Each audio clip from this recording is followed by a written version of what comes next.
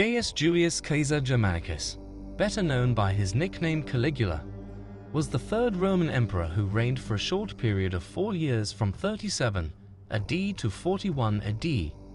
Though his early reign is considered brilliant, Caligula is mostly remembered for his tyrannical rule, insanity, perversion, and acts of extreme cruelty, making him among the iconic bad guys in history.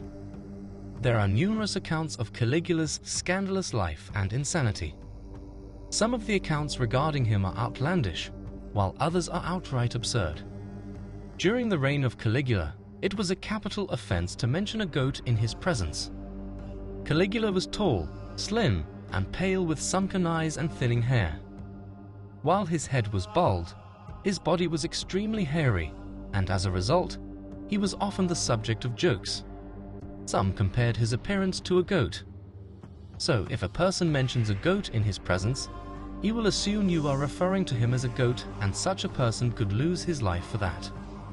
His look and the comment people made concerning his looks made him develop an inferiority complex. This made him very conscious of his looks, and he ordered men with thicker hair to shave their heads. He then made mentioning a goat in his presence a capital crime, punishable by being beaten with an iron stick.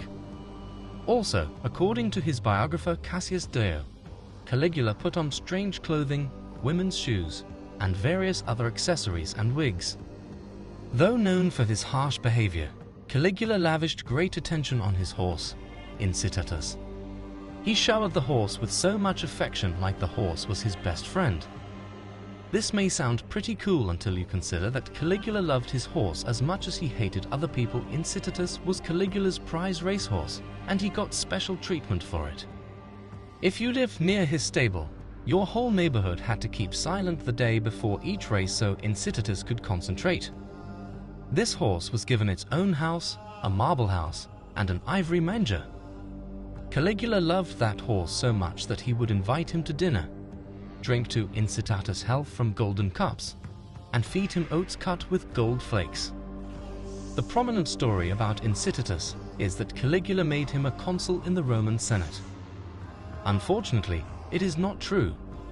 Records say Caligula wanted to appoint his equestrian bug to the Senate, but he was assassinated before he could make it happen. Plus, Incitatus' political platform was too weak on the economy. As a teenager, Caligula used to live with his great-grandmother, Livia, Augustus's wife.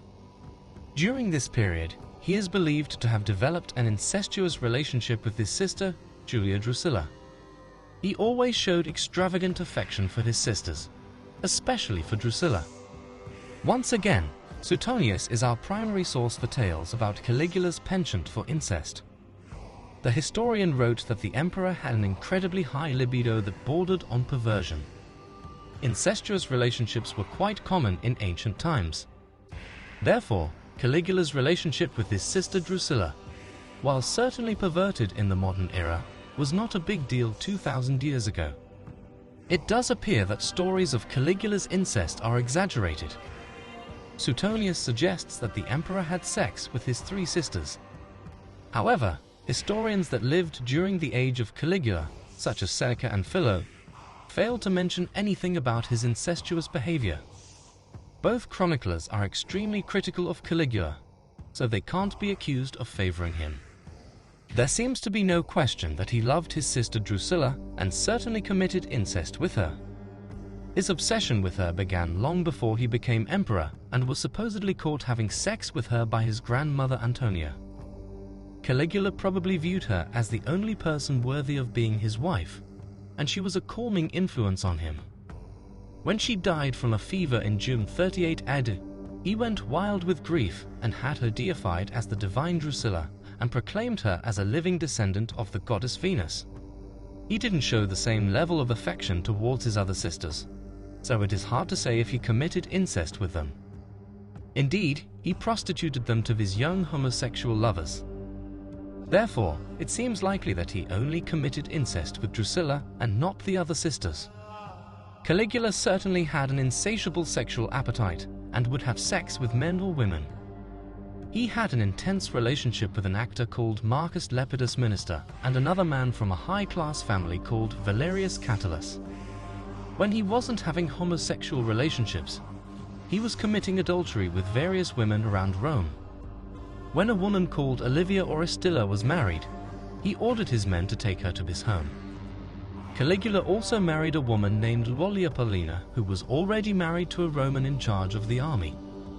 The emperor allegedly used his love of debauchery to make some money for the royal coffers. Caligula spent money freely, but wasn't so good at earning it. However, one day, he had the idea to turn the palace into a whorehouse. He sent his pages around Rome to alert wealthy men to the opening of the brothel and encouraged young and old people to come and enjoy themselves. Caligula built a bridge just to defy a prophecy. Thrasyllus of Mendes was an astrologer and personal friend of the second Roman Emperor Tiberius. He had once predicted that Caligula had no more chance of becoming emperor than of riding a horse across the Bay of Baiae, indicating the impossibility of such a thing ever happening. Perhaps in defiance of the prophecy, Caligula ordered the construction of a temporary floating bridge using ships as pontoons. This bridge connected the resort at Baiae to the neighboring port. The inspiration behind the bridge may have been the Persian king Xerxes I, who had built the pontoon bridge for his army for crossing the Hellespont. He spent large amounts of money on a vanity project. After raising taxes to pull in more money, Caligula's spending quickly became out of control. In one famous incident, Caligula arranged for hundreds of merchant ships to form a 3-mile-long floating bridge across the Bay of Baiae.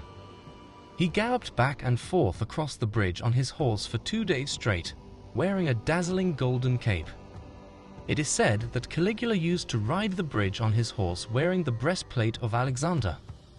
Some historians claim that the shortage of ships during this insane project brought a brief famine in Rome, while others challenged the existence. Caligula was very cruel and had no consideration for rank or his allies.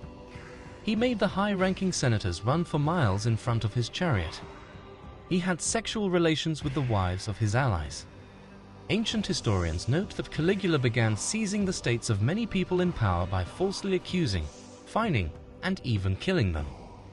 He even executed Sutorius Macro, prefect of the Praetorian Guard, to whose support he owed his accession.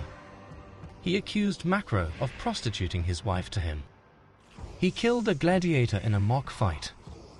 Caligula had a keen interest in gladiators. Once fighting one of the gladiators with wooden swords, the gladiator deliberately fell, perhaps to honor the young emperor. Caligula pounced on him and killed him with a real dagger. After the death of his first wife, Caligula snatched his second wife from her wedding to another man. His third wife was a married woman whose husband was forced to give her to the emperor. His fourth wife, Melonia Caesonia, maintained his interest. She was promiscuous and vivacious, and he paraded her naked in front of his friends. She bore him his only child Drusilla, named after his sister. Caligula believed he had extraordinary powers. He declared himself an immortal god. His favorite phrase, which he frequently repeated, was, "Remember, I have the right to do anything to anybody." This included adulterous affairs with the wives of his allies and the torment or murder of high-ranking senators who dared to disagree with him.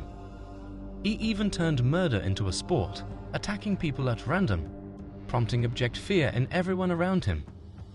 Rumor has it he even had statues beheaded, replacing their heads with his own. Caligula is usually remembered solely for his insanity, and it is often assumed that Rome became weaker under his inept rule. However, the emperor did at least attempt to expand the empire, which goes against the suggestion that he treated the office as a part-time job. Interestingly, Caligula set the wheels in motion for the conquest of Britain. He sent troops to the English Channel in what may have been a scouting mission. Alternatively, the Romans may have traveled that far to accept the surrender of Arminius, a British chieftain. Whatever the reason, Caligula never got around to invading Britain, as he was murdered soon after. The aborted attempt to invade Britain also contains yet another tale of Caligula's madness. He told his soldiers to collect seashells as spoils of the sea. Again, this would be the sign of a madman. However, The word for seashells, musculi, was also military slang for engineers' huts.